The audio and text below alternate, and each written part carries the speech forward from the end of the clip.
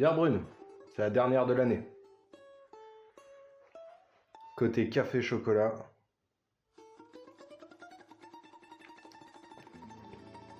L'avoine torréfiée, ça donne un côté cookie à cette bière. Mais attention, hein, ça fait 9,5 degrés. Côté quadruple, belge, on a parlé des doubles, des triples, quadruple. Je pourrais en parler pendant des heures, mais vous n'êtes pas venus pour ça. CM 048M, plus connu sous le nom d'AKM. L'AKM, c'est la version modernisée de l'AK47. Modernisée, un petit rail latéral qui permet d'accrocher un optique, même si la mire tombe véritablement sous les yeux. On a le cache-flamme biseauté, chargeur type 762 métal. C'est encore une CIMA. Si les Américains, ils ont la R15, et ben nous, on a l'AKM. Donc en interne, on va voir ce qui se passe pour faire quelque chose d'original avec une réplique qui ne l'est mais pas du tout. C'est une réplique qui est quand même assez légère. C'est pour ça que dans mon setup, j'utilise pas de sangle. Côté puissance, je me suis fixé 1 joule 3, donc c'est 380 fps.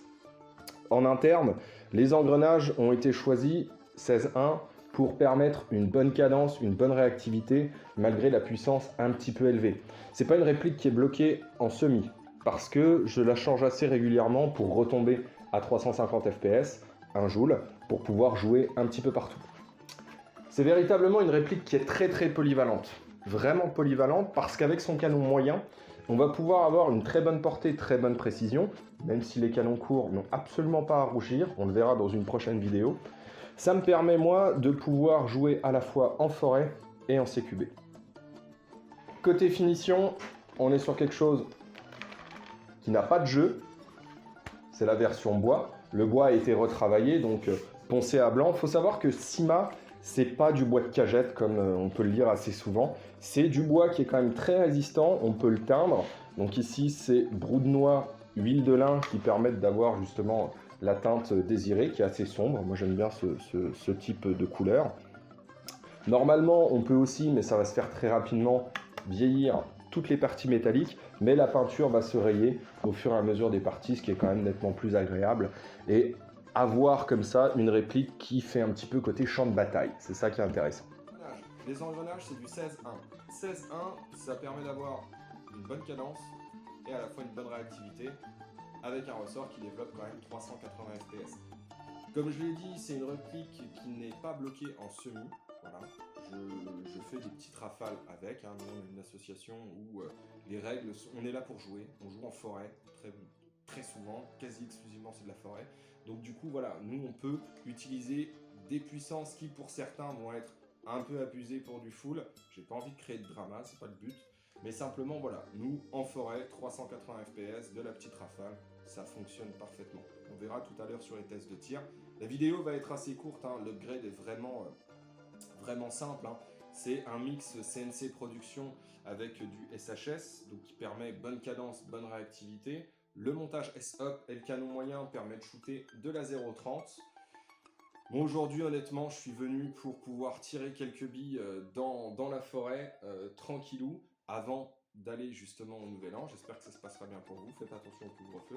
Et on va voir un petit peu ce que ça donne. Je vais m'équiper, je vais vous parler de mon setup, parce que niveau upgrade, on attend 2021, on va la désosser, on va faire vraiment quelque chose de correct pour voir quel piège choisir pour avoir de la polyvalence sur cette petite AKM.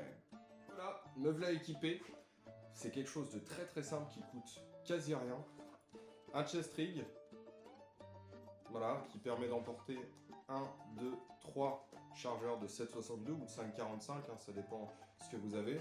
Comme la dernière fois avec la RPK, j'ai la petite sacoche qui emporte 5 chargeurs supplémentaires. Et si on compte celui que je mets dans la KM, je me retrouve quand même avec 9 chargeurs. C'est des mid-cap. Une partie, c'est du ENL qui rentre parfaitement à l'intérieur d'une CIMA. Les autres, c'est du CIMA classique. Et ça me permet d'avoir un emport qui est à la fois léger, mais qui me permet de jouer toute la journée sans avoir à recharger. Là, c'est mon setup pour la version 350 fps, 1 joule. Pas de distance d'engagement, pas besoin de PA. Il y a une toute petite différence quand je passe à 1 joule 3. Il va falloir que je rajoute un PA. Où est-ce qu'on met un PA sur un chest pareil? Pour mettre le PA, je vais retirer un chargeur. C'est pas très grave. Au lieu d'en avoir 9, j'en aurai que 8. Et donc en mettant quelque chose d'un peu souple, on peut glisser un G18, autre chose. Vous allez me dire, oui, G18, c'est pas russe. Oui, effectivement, c'est pas russe. C'est un AEP. Là, vous allez voir, quand je vais sortir dehors, c'est l'hiver. Hein, il fait froid, il neige d'ailleurs. Il y a de la neige.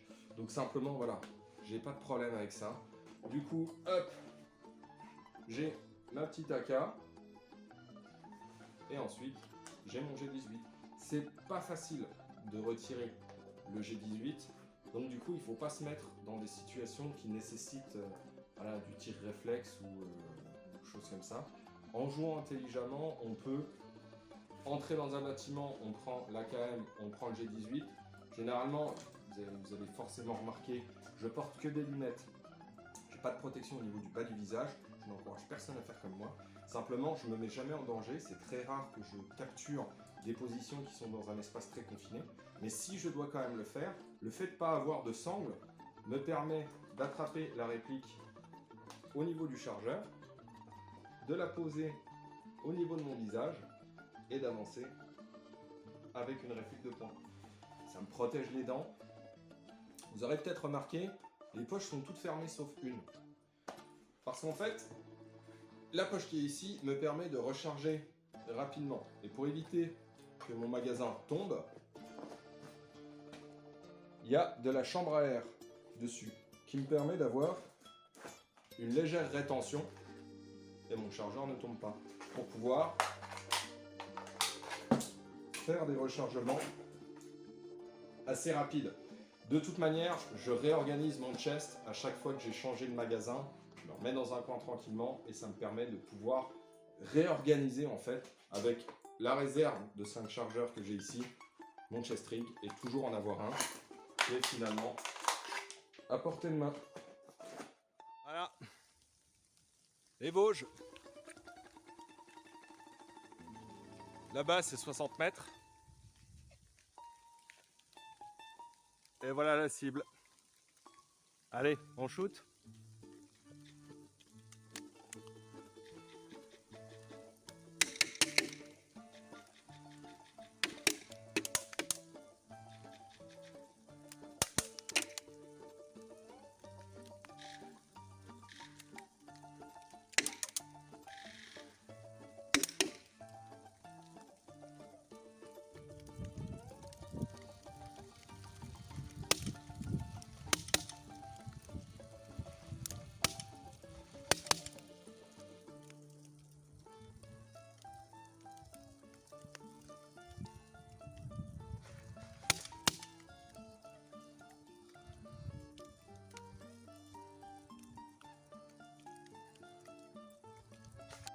Test de tir terminé. 60 mètres sur Tyrion. Vous avez pu voir à quoi il ressemblait. Avec le décamètre Stanley qui est posé à côté. On peut voir bonne portée, bonne précision. 1 joule 3. Ce setup, moi je l'aime beaucoup. C'est vraiment quelque chose qui est assez fonctionnel, qui permet voilà, de faire des rechargements un petit peu marrants, on s'amuse. Ça permet aussi d'avoir, avec une réplique qui n'est pas du tout originale, peut-être un loadout qui sort un petit peu de l'ordinaire, même si j'en vois de plus en plus. Et c'est très très bien. Pour quelqu'un qui commencerait l'airsoft du côté russophile, je saurais trop lui conseiller l'AKM. L'AKM, c'est quelque chose de mythique. C'est véritablement quelque chose de mythique qui peut être utilisé avec plein de tenues différentes, avec de la Gorka, avec un Smerch, ou comme moi en mode insurgé du Moyen-Orient. On peut faire véritablement ce qu'on veut avec cette petite AKM. Son prix est modique et vous pouvez mettre un peu plus de budget dans l'upgrade. Ça va vous permettre d'avoir, comme ici, SHS, CNC Productions, qui sont de 2 très bonnes marques. Ça permet d'avoir quelque chose qui a de la cadence, de la réactivité. Vous avez vu tout à l'heure Tyrion Lannister, 60 mètres, on arrive à le choper. Bon, on est à un Joule 3, ce ne sera pas admis dans toutes les associations. Quand je la passe à 350 fps, on shoot du 50 mètres sans problème, avec de la 0,28, ici c'est de la 0,30. Ça permet d'avoir une meilleure portée, meilleure précision. Il y a beaucoup de vent aujourd'hui, il y a de la neige, c'est ça qui est assez marrant. Il fait très froid, hein. Là il fait un tout petit peu plus de 0 degré. Donc même avec un hop-up classique, on aurait eu du mal. Ici avec le S-Hop, on voit bien qu'il y a quand même un avantage à mettre un S-Hop. Des billes lourdes, moins sujettes à être dispersées par le vent. Et le S-Hop qui permet d'être toujours aussi efficace malgré la température basse. Avec ce type de tenue, ça permet de faire des rechargements rapides avec une poche avec le chargeur qui est soulevé. Alors, il n'est pas soulevé d'origine, hein. Ici en bas, il y a une espèce de cale qui permet qu'il ne tombe pas complètement au fond pour pouvoir le retirer correctement. C'est ça qui est très important pour recharger assez rapidement. Le stock des 5 chargeurs qui sont derrière, c'est très rare honnêtement que je les utilise. Là, j'ai 3 chargeurs de 80 billes, je fais régulièrement du semi. On touche à 60 mètres avec cette réplique 1 Joule 3, qu'on n'a pas forcément besoin de faire de full. Hein. D'ailleurs, dans plein d'associations, ce sera interdit. Même de la rafale courte, ce sera interdit. C'est une réplique qui, pour moi, doit être dans une collection. Voilà, c'est un impératif si vous êtes russophile. Une AKM, ça fait jamais.